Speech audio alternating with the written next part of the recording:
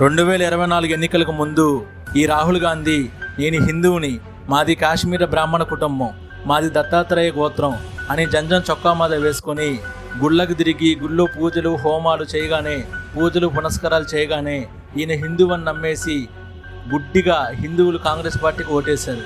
కానీ ఈరోజు ఏమైంది? ఇదే రాహుల్ గాంధీ పార్లమెంట్లో హిందువుల గురించి చాలా నీచంగా మాట్లాడారు. హిందువులు హింసను కోరుకుంటారని, హిందువులే కాదు హిందూ దేవుళ్ళు కూడా క్రూరులని, ప్రతి ఒక్క హిందూ దేవుడి చేతిలో ఆయుధాలు ఉంటాయని చెప్పి హిందువుని, హిందూ మతాన్ని, హిందూ దేవుళ్ళు అవమానించారు. ఇప్పటికైనా సరే హిందువులు తెలుసుకోండి, హిందువులు వైఖరి మార్చుకోండి. దయచేసి ఈ కాంగ్రెస్ పార్టీ ఇచ్చే ఉచిత పథకాలకి తలొగ్గి హిందువులు కాంగ్రెస్ పార్టీకి ఓటేయొద్దు. ఒక్కసారి కాంగ్రెస్ పార్టీకి ఓటేసినందుకే ఈరోజు మన హిందువుల్ని ఇన్ని మాట్లాడినాడు. ఎప్పటికైనా గుర్తుపెట్టుకోండి, హిందువులు బుద్ధి తెచ్చుకోండి. ఈ హిందువుల కోసం పనిచేసే పార్టీ ఏదైనా ఉందంటే అది బీజేపీ మాత్రమే, అది తెలుసుకోండి.